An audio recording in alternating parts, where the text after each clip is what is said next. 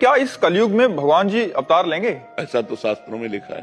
भगवान के कल की अवतार की चर्चा आती है शास्त्रों में, तो ऐसा लिखा है भगवान लेंगे, पर वो जब बहुत विकराल कलयुग बढ़ेगा। अभी 4,32,000 वर्ष कलयुग की आयु है, अभी तो 32,000 नहीं क्रॉस किया है। कलयुग में इतना पापाचरण बढ़ जाएगा, इतना पापाचरण बढ़ जाएगा कि कहीं रामकृष्ण नाम सुनने को नहीं मिलेगा। देखो धीरे धीरे उसका प्रभाव बढ़ रहा है। क्या सुंदर गृहस्थी कि अगर पति को प्राप्त किया तो आजीवन निर्वाह किया, पत्नी का वरण कर लिया, आजीवन निर्वाह किया। यहाँ लव मैरिज होता साल भर में डिवोर्स हो जाता है। कलयुग का प्रभाव देखो, कहा कलयुग का प्रभाव देखो। अब कैसे कैसे भयंकर रोग बढ़ रहे हैं, कैसी कैसी भयंकर व्यवस्थाएं हैं।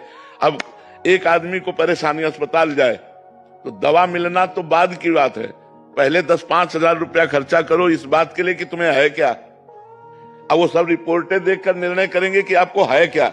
इसके बाद उसकी फीस दो डॉक्टर की, फिर दवा दो, और फिर 2-4 दिन बाद आओ, तब वो देखेंगे दवा का प्रभाव क्या पड़ा, जांच करवाओ।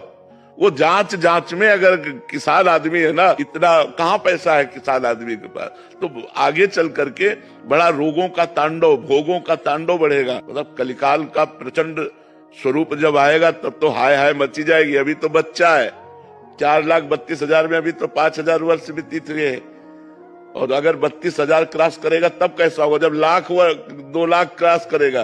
तो अब लिखा है कलिकाल बिहाल किए मनुजा, नहीं माने को अनुजा तनुजा।